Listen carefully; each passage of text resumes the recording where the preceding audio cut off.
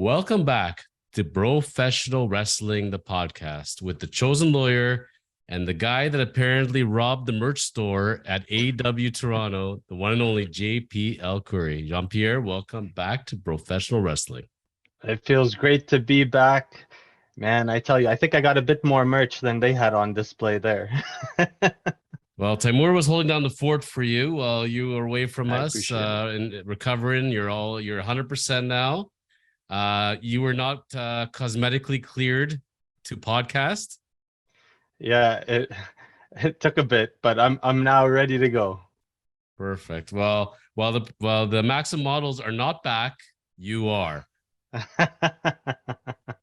Oh, it's true. It's damn true.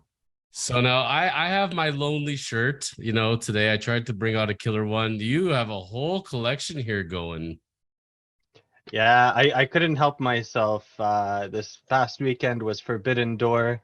Absolutely was an incredible event. Look forward to jumping right into you. But some of the stuff at the merch store, I just couldn't say no. As soon as I saw the FTR shirt and the Bullet Club Gold, I had to have it. So nice. You got one of the leading merch collections in Toronto, Ontario, Canada, for sure. So I was going to give you a choice today. We can either talk about the recent NXT episode and talk about the family sit down for the schism, or we could jump in and talk about Forbidden Door 2. What's your preference? Forbidden Door 2 all day, buddy. How can we not talk about such a fantastic event? All right, so we're going to say goodbye to the schism for now. They'll be back at another time. This is what it's going to be, a very slow wrestling day for sure. We're not going to cover every single match at Forbidden Door 2, but first and foremost, our 30-second take. I got to tell you, from what Forbidden Door 1 was to what I went in with a high expectation this time around, waiting for the card of the year. I don't think they're disappointed. I walked away blown away from beginning to end. 5 hours. And you know what? I could have stayed for more. Same. I was thrilled with the whole lineup. It felt very WrestleMania to me, WrestleMania 18, with the way the cards kind of played out, and we'll get into that in a bit, why I felt that way. But it was just absolutely amazing. Some real standouts. It was such a treat to see so many talents for the first time. Like, it was my dream to see Sting. I never thought I had a chance, and we got it against Jericho, no less. So like two of the GOATs and two of my personal favorite of all time, just there. Unbelievable.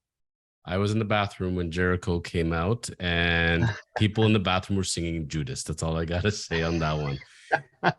One of my favorites, and I think one of the most underrated guys in AEW, we're not going to touch upon every match, but the opening first match before the real card began. So It was scheduled for 8 p.m. It went around midnight.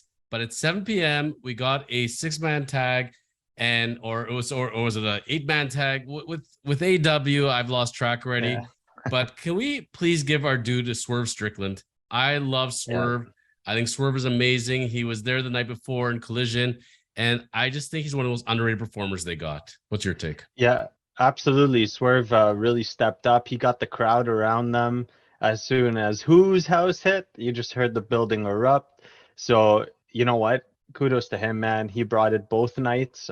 We were there for both Collision and Forbidden Door, and he brought it both nights. Also on the pre-card, I would like to say ELP. That guy just was incredible. I think this guy is gonna go a long way in the company. Even with his dollar store jacket that looks like he put his Christmas lights on, but when the theme song comes out and they're like ELP. It was good. It gets you hooked, man. ELP is awesome. He was really good. Really good. I'm liking me some ELP for sure. Let's give him his kudos. He was great. And another guy that was rumored to go to WWE for the longest time, still may go there one day. And you kind of seem a bit of a meathead, but you know what? I think he's also a really great one out there when you really give him the opportunity. Is Brian Cage, actually. Oh, I love Brian Cage. I've been a big fan of his since I came across him in AEW, and I think he's really talented. I think he's way underutilized. Right now, he is one of, I believe, ROH's trios champions, and it's hard to keep up with all the trios belts. But yeah, he's one of their champions, and you know what? He's doing a great job. I'm happy to see him get screen time and further exposure because that guy works hard, man, and he's really committed to it. I really am a big fan of Brian Cage. And when he's out there with the performers, he's talking with them. You could see he's Yeah. into it, and like he seems like a good teammate. And I like the combo with him and Swerve. You know what? I Mm-hmm. like it way better Swerve with the Embassy rather than Swerve with Parker Bordeaux and whoever the heck the other guy was. They look like he pulled like these junkies out of the back of an alley. I don't know what happened to those guys, but they were not helping Swerve at all. No. And I like him moving over to the Embassy with Prince Nana, and you know what? Good combo for sure. Absolutely. So we agreed we're gonna dump out a few of the opening matches. We had a little bit of beginning going. That was great. There was 13 matches plus the undercard. Unfreaking real. This is considering that some of the matches went half an hour to an hour. So we were there a long time. First guy, the one, the only, the holder of the Triple B, Mr. MJF. He's better than us, and we know it, against the ace of the universe, Hiroshi Tanahashi. For a matchup in itself, any MJF match now, I gotta tell you, JP, I'm not blown away in the sense that there's the calculated formula. He gets the upper hand, the other guy gets the upper hand. He goes into his tights, gets the pinky ring, cheats, gets rid of the ring, wins. I get it. This is the continual formula. I think that on any betting site that allowed wrestling, I think that MJF was like a minus 5,000. Like he is, everybody was walking out of there with the belt. Why did we care about this match, and why was this a dream matchup for Forbidden Door? To me, I think why we cared is because MJF is so hot right now.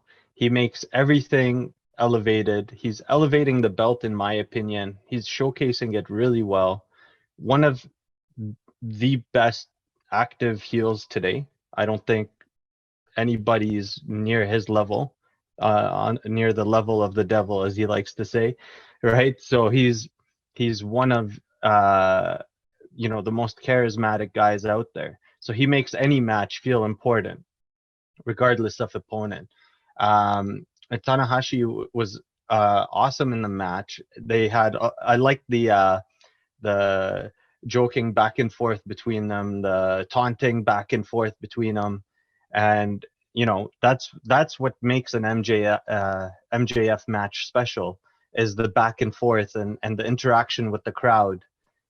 Just seeing all that, his disgust for even being in Toronto is fantastic, right? And I don't know if you saw his Instagram afterwards, where he's rushing through the airport.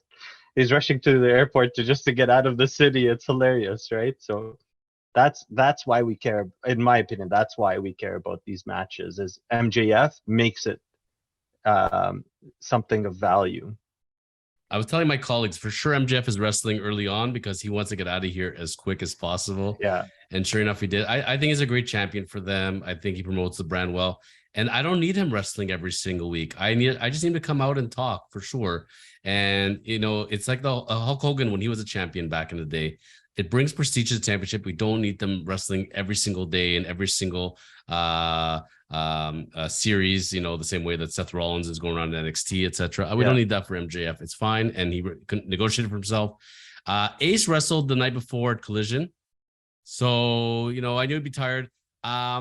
Didn't quite blow me away, but look, we're not seeing the ace of his prime for sure. Like part of the reason why Jim Cornette was so unimpressed with Forbidden Door was because he says, we've seen these guys past their prime. They're doing the Cirque du Soleil acrobatic act, and they're all broken down. Like, you know what? And he's not that far off on some parts of it. Like you look at the 6-man tag when we had Sting, right? And we had Jericho. And both of those guys, it looked like their partners were in their 70s, but that's okay. You know what? We know the names. We don't need them to be in their prime. They put on a good show. That's good enough for me. Yeah, absolutely. And I mean, I think having MJF in the number 1 slot for the pay-per-view was the best move possible, because some of the matches afterwards were just masterpieces. So it was, it I don't think he, I don't think there was ever a mistake putting him first to start it up. I think it was a really good move. They built it up well. I gotta say, from the standpoint of how they made the matches and they did the card and the order they did them in, they did the right amount. You can't start this thing with a 1 hour grueling match. You just cannot. You're gonna exhaust the heck out of us. We have to build up into it, put it later in the card, really blow us away. So I was okay with that. The next match, which they went back to back to back to back. They were going with names now, like they're really going hard. From the night before, we already saw the Toronto crowd really hates CM Punk. Okay, they cannot stand him, and he loved it. He loved it. He was playing it up beautifully. I loved how he did the Hulk Hogan. He did the ear, and then he did the leg drop. Boo. Although he should have gone crisscross once, twice instead of doing it immediately. Yeah. So he screwed up on that one against Satoshi Kojima. So we knew CM Punk's going to win this one. Okay, I don't know what has happened here because when he was in Chicago, clearly it's his hometown. They're loving him. Wrestling fans love CM Punk. We're all glad he's there. Why did the Toronto crowd hate him so much? I was loving booing CM Punk because I just wanted to give it back to him because I love AEW, as you know. That's my favorite promotion right now, and I love AEW. And to see how much of a damage he did in the backroom brawl, that it almost derailed the company. I just felt like expressing my dislike towards him. It wasn't anything that he'd necessarily done on camera. It's all of the backstage stuff. And I think that's why he got so much heat, is the passionate AEW crowd was just reminding him of the fans are the ones that run the place. We're the ones that decide who's who and who's going to be successful at the end of the day. We really are, right? They want things to move. And I think Chicago was really easy for him to come back to. Of course, he's going to get... It's like when Edge shows up here. Edge could do just about anything. Come to Toronto, or Trish Stratus, come to Toronto, and they're going to get a huge pop. That's just the way it is. Thank you, Trish. Right? Always. Thank you, Trish. And, so him coming here, I think the passionate wrestling crowd from across Canada, not only Toronto, that gathered here to take part in Collision and Forbidden Door, just really wanted to get across that the fans are really upset with you, and you're not as big as you think you are over with all the crowd.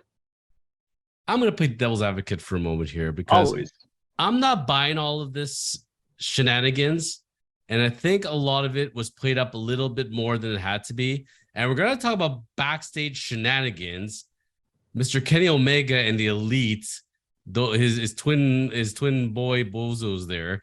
Those guys are the masters of it, if anybody. So if CM Punk had to give it to them, I'm glad. But reality is like this: even if you really do hate him, you're really happy he's there. You love booing 100%. Him. The show was way better because CM Punk was there. The crowd still popped like crazy. You still love to hear Cult of Personality. So whether you love him or hate him, you know what? And MJF calling him looking like he's a reformed crack addict. But you know what? Maybe CM Punk needs to hit a CrossFit gym or two. But you know what? He looked like he was in good shape. Yep. Did everything he had to do. I think he put on a great show. I'm giving him an A+, and I think he did great at Forbidden Door, and he certainly opened a lot of people's eyes.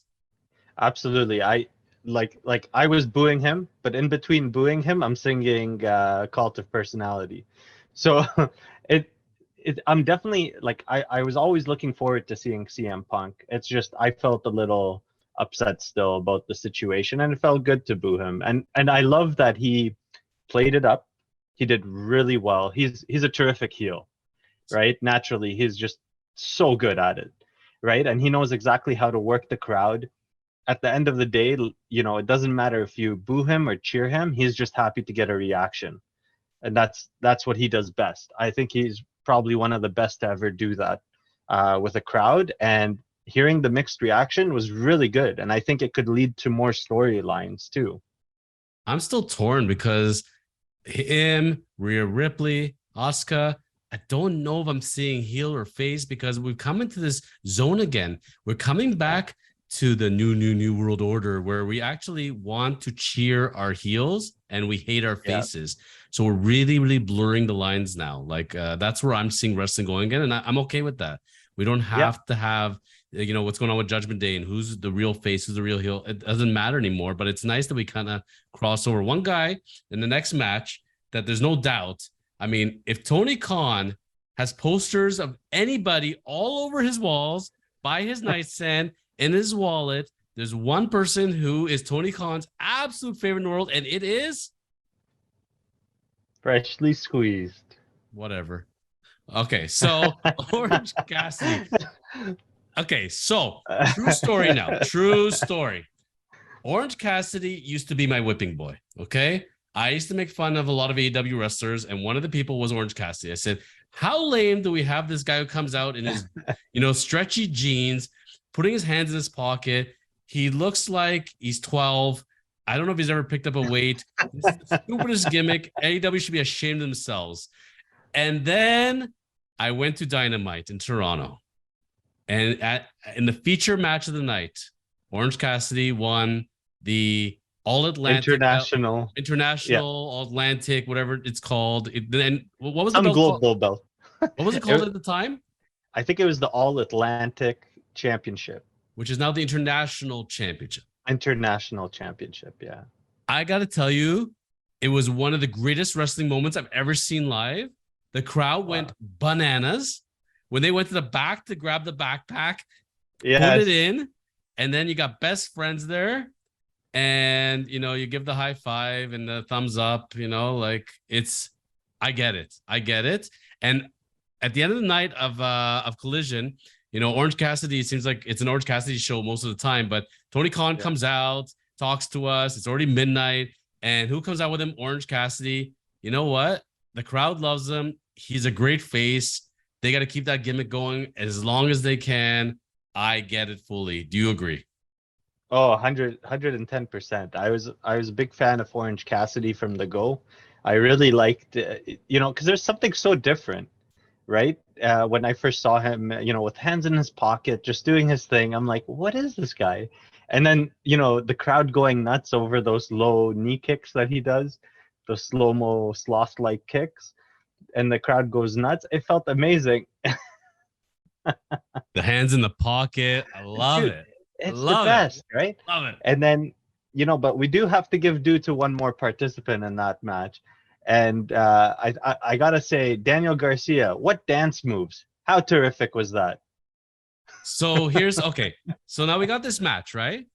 Yeah. Again, I can't memorize this. We got the International Championship against the NJPW World TV Champion, Zack Sabre Jr., Ring of Honor pure champion, not the strong style champion, but the pure champion, Katsuyori Shibata. And the only guy without a participation award medal, is Daniel Garcia. I felt so bad for Daniel Garcia when all three of them at the end held up their belts and he just walks away with shame. It was like musical chairs at the prom, and he's the only one leaving there without a date. But how many championships do you need in one freaking promotion? Like Ring of Honor, this is getting a bit much. I enjoy it. I love seeing gold come out. I like that it puts a bit of a highlight on a lot of wrestlers who normally wouldn't get a bunch of TV time. So I like it, man. I'm all for ROH. We got to attend 2 shows on Saturday as well of ROH. I really enjoyed them. It was my first ever ROH show. And I'm like, wow, this is great. And I got to see a lot of great talent that I didn't know of before. And it made me a fan, and I'm grateful that they have actually all these belts. No, I was okay with the Ring of Honor in general. I watched the matches before and after. They do the cross promotions as they should. Mm-hmm. And you know what? I think, it's giving ROH more exposure because none of us will be watching it otherwise. And we don't know what day they are and what's broadcast. And I'm totally cool with that. And if you have such a giant roster of AEW stars, send some over to ROH by all means. Yep. Daniel Garcia, I would say extremely underrated on the mic, underrated wrestler, definitely the best dance moves. If they make a Saturday Night Fever trilogy, he should definitely be playing Danny. He was incredible. Or mixing up Grease now, but I don't know, whatever. But Danny Garcia for sure. And this is where you're seeing now the slow split of the Jericho Appreciation Society. You know, Sammy Yes. Guevara's next, and they're all slowly going to split off, and that's okay. They've done their thing with it. Let them move on. I just want to know, where was Jake Hager during all this? Like, did he miss? Is he looking for his hat? Like, where is he Yeah. around? I heard it got lost at Pearson Airport. Well, Big Bill's baby oil certainly did not. The next match, the most lame face is becoming the lamest heel, Yeah. and that's is Mr. Jungle Boy Jack Perry against Sanada. Yeah. What was Hook doing out there besides the fact that, oh, big surprise, Jack Perry's turning on him? Hook did not contribute one single thing to this. He was just standing there with his hoodie on, just trying to look cool. This match was kind of pointless. I think, to me, Jack Perry was kind of flat on this. I don't think he looked great out there. I think his whole shtick is starting to go. I think it's time for him to accept and going to a man bun, or just go to a brush cut. And I think he needs to start getting serious. I think he needs to call himself Jungle Man or something. But I think it's time for him to evolve this gimmick. It's gotten stale. And I'm glad to see the face to the heel turn. I just hope he's going to do something with it.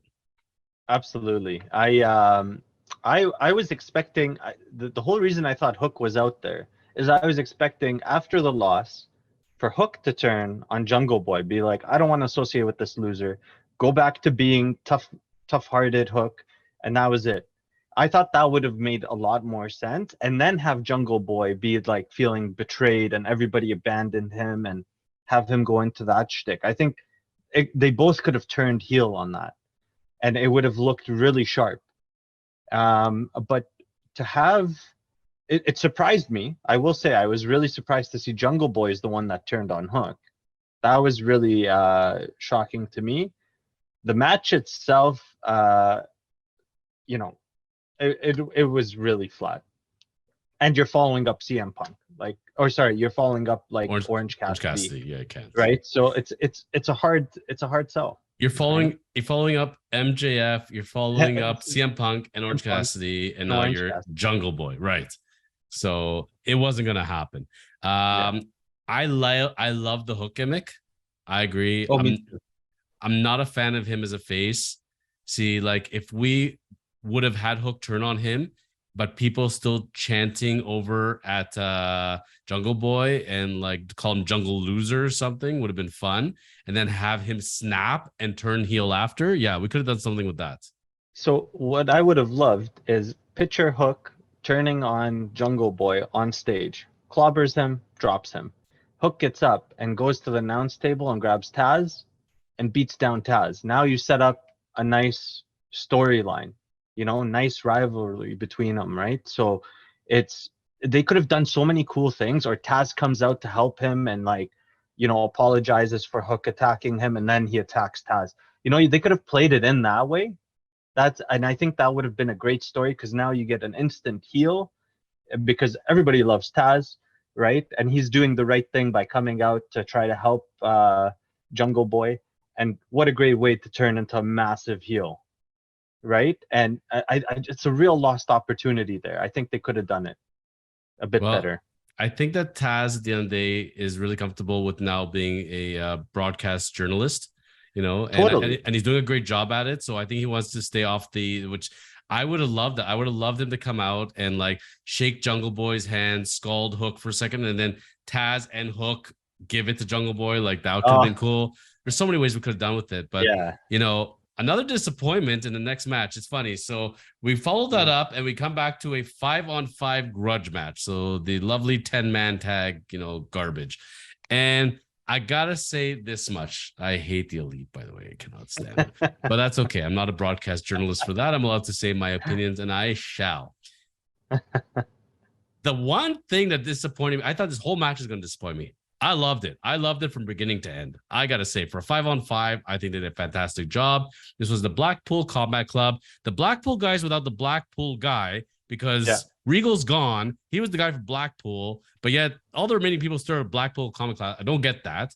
So we got the Ring of Honor World Champion, another belt, Claudio Castellano. What was his name in WWE again? Cesaro. Cesaro, right. So we got Cesaro, and we got Wheeler Yuta, my buddy, who I believe he's gonna get booted out of Combat Club soon. He's the weakest link for sure. 100%. Then we got John Moxley. What was his name in WWE? Dean Ambrose. Because one of my associates with me says to me, "Oh my God, it's Dean Ambrose. I didn't know he's still around." I'm like, "Yeah." He's like, "Oh, is the Shield getting back together?" I'm like, "Yeah, things have changed a little bit." So, and he had Takeshita and Yumino against the Elite, Eddie Kingston, and Ishii. So, the one thing that disappointed me, where was Wild Thing? How did John Moxley came out from the crowd? But what when we watched Dynamite a year ago, we didn't get Judas. This time we get Judas. How did we not get Wild Thing? What was up with that? Thank God we didn't. I was so pleased not to get Wild Thing. After that 10 minutes of 15 minutes of back-to-back Wild Thing, I was hoping they weren't going to do that again. I was so relieved when I just heard regular music come out. I was like, you know, just a big sigh of relief. I couldn't picture 15 minutes of that with them standing in the ring chopping each other for another 10. Like, I was really relieved there. I was surprised Don Callis didn't come out with his protege, Takeshita, but I gotta say, I like his heel turn. I think he did the man bun, wore black, so he's now a heel. I think he's great. I think the guy looks good. He looks the part. He's a fantastic ad. You know Good what? guy, yeah. And he's a great heel. Love it, love it, love it, love it, love it. Cesaro looks great out there. You know what? Amazing. We had him as the last match of Ring of Honor the night before as the champion. Yes. He is a giant. He's a big boy, and he's filled out well, and he wrestles well. He looks good out there. He puts on a great performance. And Wheeler Yuta is really underrated as well. Just he has to be the weakest out of the bunch because he's got a huge level of competition out there.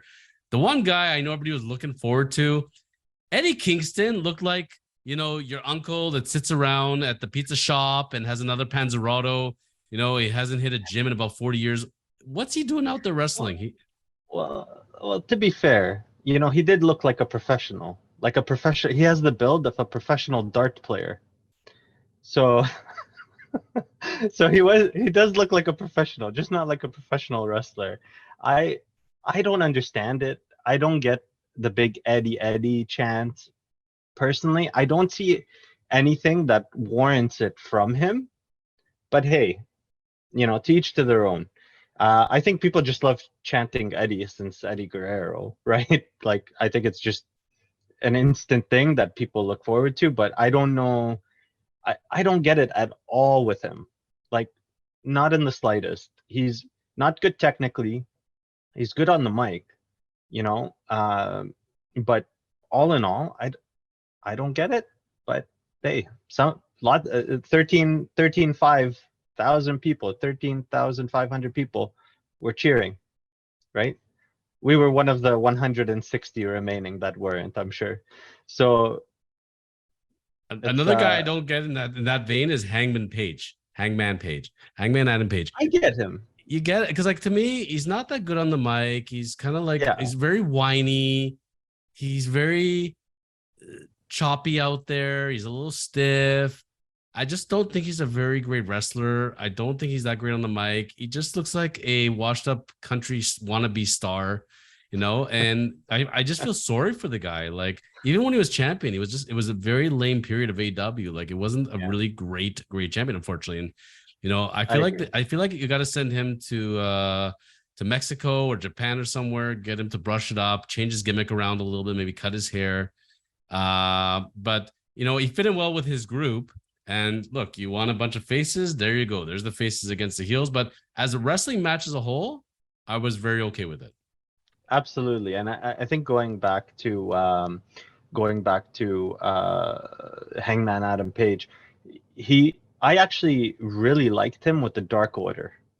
I thought he was a really good fit for the Dark Order to come in, unfortunately, after Brody's passing, for him to come in and have a whole team rally around him. I thought he elevated Dark Order a lot in that time. But since then, he went back to the lead. I don't feel it. I don't feel it as much for him, but I get why people like it, because people love chanting cowboy stuff, right? So he does have a good following. He does sell merch, so I think we'll be seeing a lot more of him. Maybe the wrestling fans in Tennessee and Kentucky, they need to have somebody. So we then move Yeah. along. We have the mandatory women's match, and this is for the AEW Women's Championship. And I gotta say, I love Toni Storm. I just love Toni Storm. Toni Storm is awesome. I love hearing her talk. I love her on the mic. Love her wrestling. I don't get that, but whatever. But since she's tied her hair and put on some contacts, I think Toni Storm is awesome. And I like her better than Jamie Hayter as a champion. I think she's more of a true champion. I just get more of a championship feel for her. I don't know why they ever took the belt off Britt Baker. I thought that, she was going to have the belt for like 10 years. But I think they have to cut their, they're dealing with that. She's got to let Adam Cole have his 2 minutes of fame, which we won't talk about that till later. But you know what? Okay, her against Willow Nightingale. We knew it was going to happen. Typical match, interference. Bad girl's about to spray paint. Somebody comes to rescue. The end. Usual formula. Yep, absolutely. And I just want to say that match was perfect. It was perfectly timed for us to get up, go use the facilities, come back, grab snacks, and get going. I had no problem skipping out on that match. Toni Storm is a heck of an athlete, just incredible. I just feel like Willow is miles behind. So I had no interest in that match at all. And it kind of saddens me to see Toni in faction with Soraya, aka Paige, and Ruby Riot. To see them all, Ruby or Soho, right? Soho, sorry. so to see them in a group is kind of sad, because they're all such great competitors. I would like to actually see them go at one another. I find that's kind of a little trap that they're doing with the women's division, is they put all the their most dominant women, they're just putting them in cliques, and it's kind of sad because they should be the ones competing. But they're doing a good job actually bringing up a couple of young women through, and hopefully they'll be challenging for the belt soon. There's a lot of AEW wrestling fans that would like to see Toni Storm and Soraya go at it. So NJPW Strong Women's Champion. So there's another championship, by the way. So don't feel too bad for Willow there, because she's the strong style champion. Yeah. So this is what we call a dog walking match. If we were at home, this is where you go walk the dog, you go flip the laundry, go flip the oven, whatever you got to do. And you have better gone to the bathroom at this point, because the marathon is about to begin.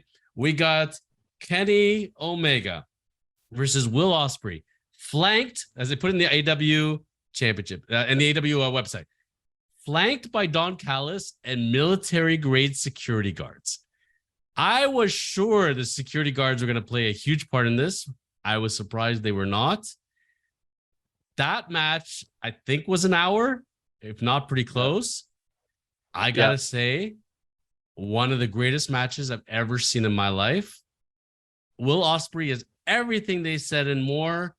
Cornette really hated this match. He said this is two circus freaks that looked like they were just doing their own thing and putting on a show for the sake of putting on a show. This wasn't a real wrestling match. Yeah, I don't agree at all. I think, honestly, this was brutal. This was captivating. There was one point I thought that Kenny Omega was dead. I saw him land on his head. He was hanging off from the outside, and they crushed him. And I thought, oh my God, Kenny Omega's dead. Who killed Kenny? But that's what I said. I yelled that out. I'm like, oh my gosh, you killed Kenny. It looked like it did. That looked really bad. And I'm going to tell you, there's no way that Kenny Omega does not have a concussion of it.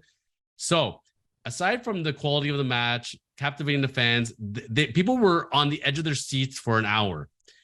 Does it really have to be this brutal? Do they really have to punish their bodies this much to get this attention? What was your take on this match? This match was, like you said earlier, one of the best I've ever witnessed live. And this is where earlier I said it reminded me of WrestleMania. This was the Rock and Hogan moment for WrestleMania 18, where the fans just erupted and all the energy went through the roof. And Do they need to go to these lengths? No. Do I appreciate it? Absolutely. These guys are showing you why they're the best. These guys are showing you the passion. They're showing you how good pro wrestling can be with the right people doing it. And these both athletes, you couldn't ask a single thing more of. Absolute standing ovation for both. It was an insane match. All the spots, the tributes to HBK with the Canada flag. I don't know if you caught that or not. How could you Amazing. miss it? Yeah, amazing. You've got the when he cleaned up a bit of the blood off his arm. I was just, and then the chants afterwards, you can't repeat here, but the chants afterwards and him just taking it in stride and playing it. Don Callis, you know, an absolute, as much as those two guys shined, he shined too. It was an absolute like gem of a match. I don't think for a long time we're going to see a match that good live in Toronto. I'll tell you that. Are you a fan of the show Arrested Development? Yes, I am. Is Don Callis the father from Arrested Development? I think he's the father's brother. But he looks like him, right? Yeah, he does. Absolutely. Okay, explain to me one of the shenanigans, okay? Don Callis got booted from ringside, right? Yes. But he comes back at the end. And the ref just lets that go? I hated that part. I don't get it. It cheapened it. It cheapened Right. the match a bit. At least come out, chuck in what you need to chuck, get thrown back out. And that's it. You know? Or don't be seen or something. Something Yeah. didn't add up there. Will Ospreay, can we just please have him at AEW Dynamite every week? Can we please hear this man on the mic? Honestly, we're missing out on greatness here. Like so many of the people we watch week in, week out, you gotta watch his matches. Like he's a gem. Where do you see his wrestling future ultimately, JP? Where's he going? Is he gonna go to AEW full time? Is he gonna go to WWE? What's his future? I would love him in AEW, hands down. Not only because I'm a big fan of AEW, but I think it's the best fit for his style. I couldn't picture him doing too well with having management down your throat. This is what your character is. You can't have blood. You can't have extreme jumps or maneuvers. Pile drivers are pretty much banned in WWE for the most part, right? I was blown away. I haven't seen a pile driver live in like quite a few years, maybe since Taker, because he was the only one allowed to do it. But I haven't seen pile drivers in years, and this weekend we got a bunch of them, right? So I think he'd fare way better in AEW if he does come this way. I would love to see him there. How about you? So, it makes me think, like, for example, Orange Cassidy, if you were to send him to WWE, he's screwed. To the moon. They will. Orange Cassidy, they would kill his character. They would kill him. They would make him a jobber and a half. He'd be playing at jobber poker games. He'd be out with Viking Raiders and with Otis. Like, it'd be bad. I think he's way better where he is. With Ospreay, that's what I was gonna say. Like, with him, I'm not Ospreay. With his meanness and his on the mic, I could see him being the next Triple H for sure. And a guy I would love to see him one day fight if he hasn't done it already. Matt Cardona. I could see him and Cardona having great, battles. So Ospreay's a guy. If I'm betting money, WWE watching that, I think they throw him enough money. I think he'll forego the pile drivers, but time will tell, my friend. Time will tell. It's similar like the next match, Darby Allin. You put Darby Allin in WWE, and they're going to job him like there's no tomorrow. He's gonna be, freaking he's gonna be mopping the floors and then skateboarding, But when are we gonna have the Darby Allin turn on Sting? Is it coming? Please tell me this. I don't know. Honestly, I don't know because they seem to be clicking really well. I think it would be a good match for Stinger because Darby is quite light by wrestling standards, right? He's not too heavy, so like Sting could pull off some powerful moves, some suplexes, things like that. But I can't see it right now. They're really vibing. They're getting along great, and I think Darby still needs the rub from Sting, to be honest. It's helping him for sure. The only thing that's not helping though is that he comes out to Sting's music. They should start off with Sting's music and then move to Darby's music and give Darby a better push, because right now he's like Sting's you know what. So, Yeah. and another guy who's somebody's you know what is Sammy Guevara. And I'm really happy because I'm not happy he's turning face. I'm not crazy about that, but you could see he's going to turn on the Ocho. It's coming. And Jericho, ever since the Action Andretti fiasco, he's semi-jobbing it. Like, aside from the sing-alongs, which we'll talk about one of these weeks because it's coming, aside from Judas, he's looking kind of flat out there now. They're really like, he was world champion like a minute ago, and now he's really jobbing. Like, what's going on there? Is that on purpose? I think so. I mean, it's no secret that Chris Jericho leads one of the most insanely busy lives between doing podcasts, singing on tour, doing series voiceovers, doing a bit of acting in between, and wrestling full time. And cruises. Like, And he wow. organizes cruises. And cruises and everything, all the incredible things that he does. And that's why, to me, he's the greatest of all time in my books, is because he's so amazing.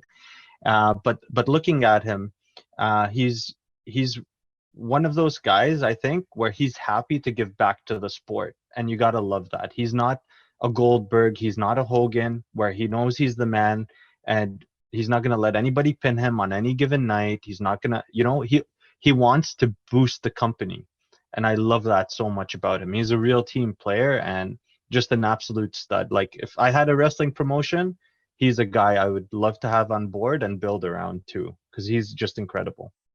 I couldn't say it better myself. And so we got our Judas. We got it twice, back-to-back nights, and we got the result we wanted. So let's leave it at that. And then the finale. You're thinking, after all this, how are they going to pull this off? So we have main event time. It's the American Dragon, Bryan Danielson, versus the Rainmaker, Okada. So you and I are in agreement on this. Not everybody on the web is, but we got the final countdown, and we got it 3 times. I loved it. I thought it was fantastic. Absolutely. Because here he is, part of BCC, but they're blurring the lines again. He's kind of face-ish right now, but is he a heel? I don't really care, but the final countdown is cool. I liked it that the BCC did not come out. We didn't get into those shenanigans. We had a pure wrestling match. I got to be honest now. You got to tell me, when he was lying on the ground twitching, did you think he was having a seizure? The whole stadium got real quiet there. Did you think it was a job?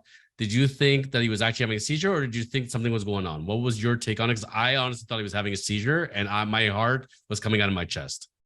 Yeah, I actually thought that it was a work for a second, right? Because I'm like, he's in tip-top shape. He takes such good care of his body. Like, he's super careful with his diet. He's exercising very well. He's super cautious about, making sure he gives his body as much time as possible in wrestling.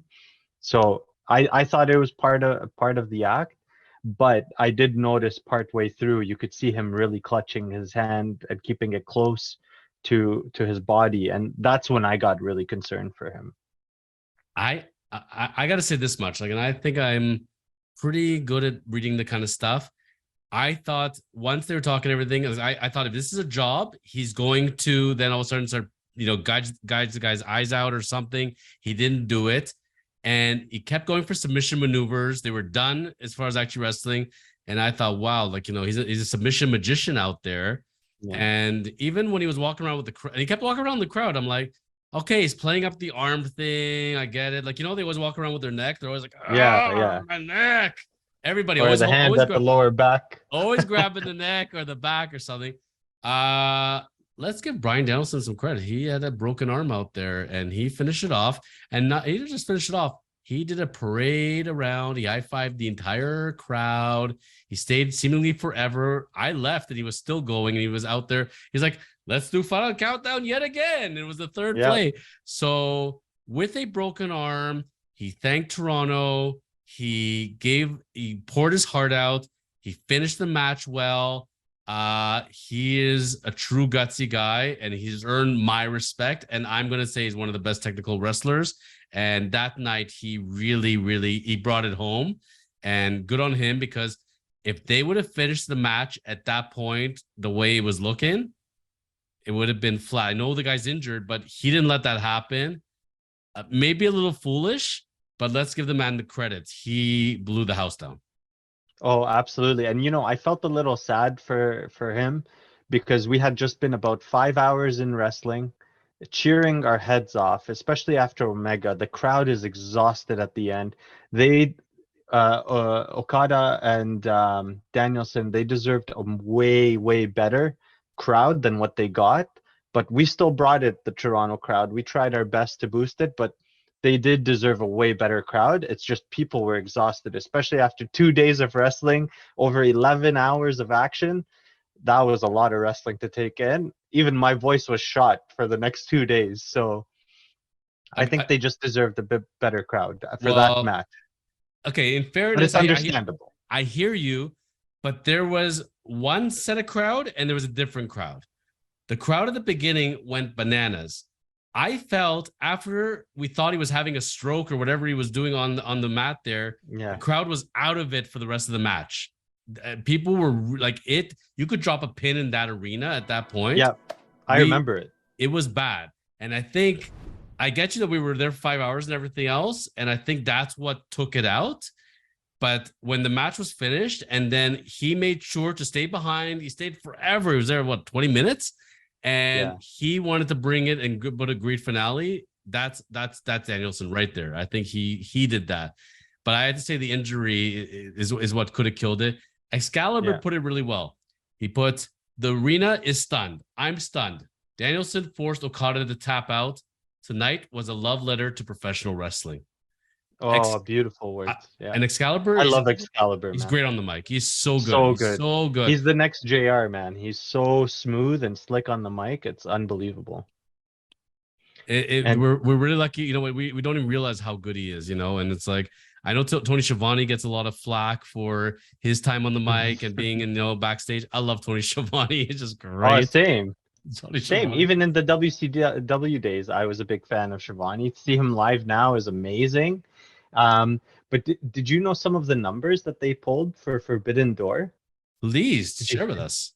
I'd love to hear. Check this out. Okay. It was the third highest gate sales in Canadian history. Followed, the first one was 1990 WrestleMania, Hulk Hogan versus Ultimate Warrior at the Sky Dome, and that brought in almost 3.5 million. Then you had WrestleMania, Hulk Hogan versus The Rock.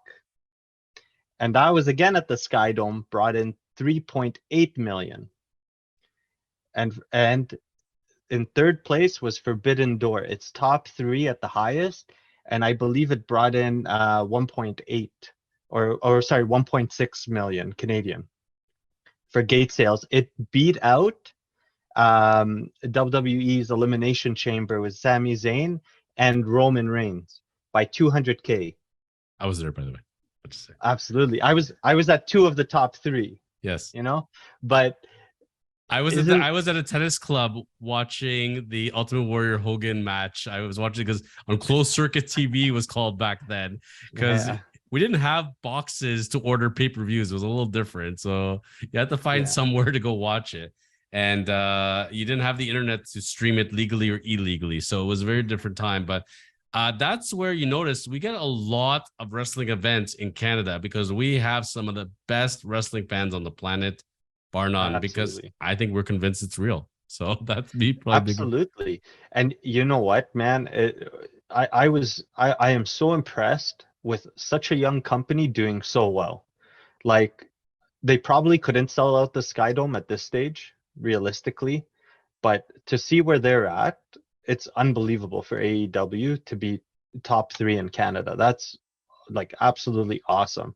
And now you got that big event at the Wembley, right? So that's going to shatter their this is their current highest record, and it's going to shatter it, from what I understand. I could be wrong about that, but I believe this is their highest record so far.